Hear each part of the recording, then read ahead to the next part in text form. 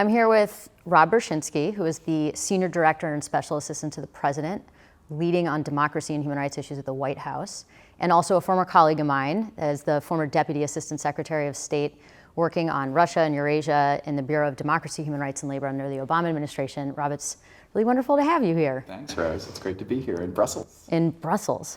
Well, actually, so we're obviously at a conference talking about technology and democracy, which is something that sits under your purview at the White House. But I was wondering if we might actually just talk a little bit about something you've been working on for a long time, partially because I think the story of how that issue moved forward perhaps is instructive for the place that we're in right now in tech policy.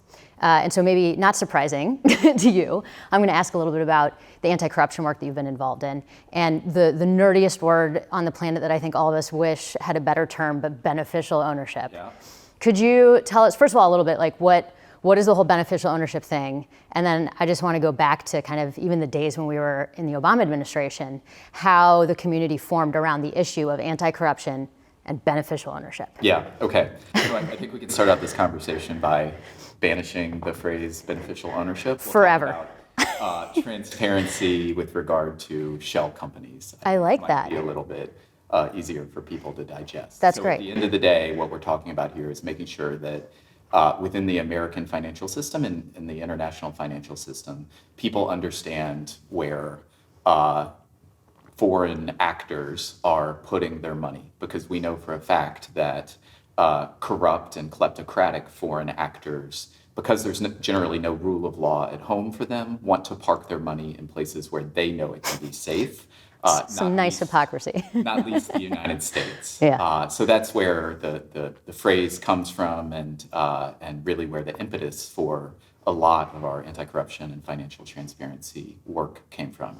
Now, the genesis of this, as somebody that comes from the democracy and human rights world, is that, as you know, going back now several administrations, we had the realization that you can't separate the fight against corruption from the fight for human rights and in support of democracy. I challenge you to find a highly corrupt national government that also isn't involved in one way or another in abridging human rights or otherwise backsliding on democratic principles. Yeah. And on the flip side, those that are empowered both in government and often their cronies by repression often use that repression-based rule in order to steal from their people. So the two issues Nicely are mutually reinforcing. Exactly. Yeah. I remember our former boss used to say that it was also a really hard thing to defend in front of your people. And so it was such a winning issue as the United States or as people that were focused on human rights to talk about, because it came to the core of just how sinister a lot of these regimes were when they would want to throw in your face that, you know, who are you, the United States, to say something about our torture or our police abuse? You're not perfect. That it was really hard when you went and talked to them and you said, well, we don't think you should steal from your people. That's right. No, I mean, first of all, I'll say in terms of our messaging on democracy and human rights, we very much in the Biden administration come at these issues from a position of humility, recognizing that all governments don't live up at all times to their professed values. And so that starts at home. And it's a centerpiece of the Biden administration's domestic policy to make sure we're strengthening democracy as kind of the building block for our foreign policy. But that said, you're exactly right. Often civil and political rights issues can feel kind of abstract to everyday people, but wallet-based issues don't. And at the end of the day, that's what corruption is.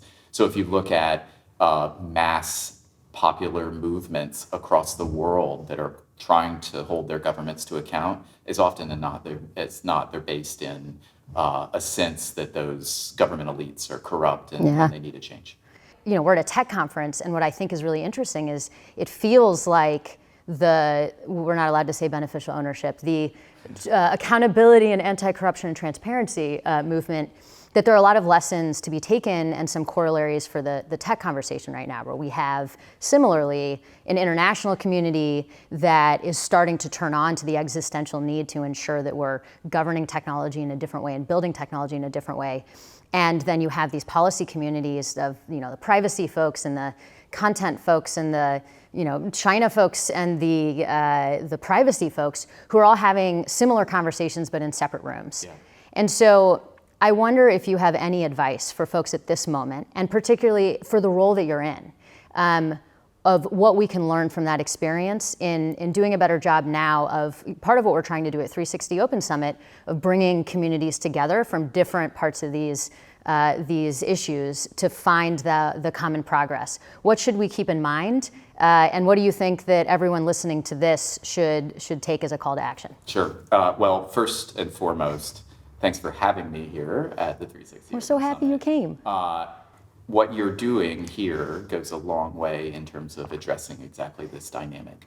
I think, again, as a parallel to what we've done collectively around the fight against corruption, the US government is reorganizing itself slowly but surely, and realizing that tech policy isn't kind of a separate thing in which we have the luxury of shunting off to one particular sub-basement in the government's architecture, but really core to what it means to be performing diplomacy in the 21st century and core to US national security. And so you're seeing major movements in terms of the bureaucracy within the State Department and Department of Homeland Security and intelligence community.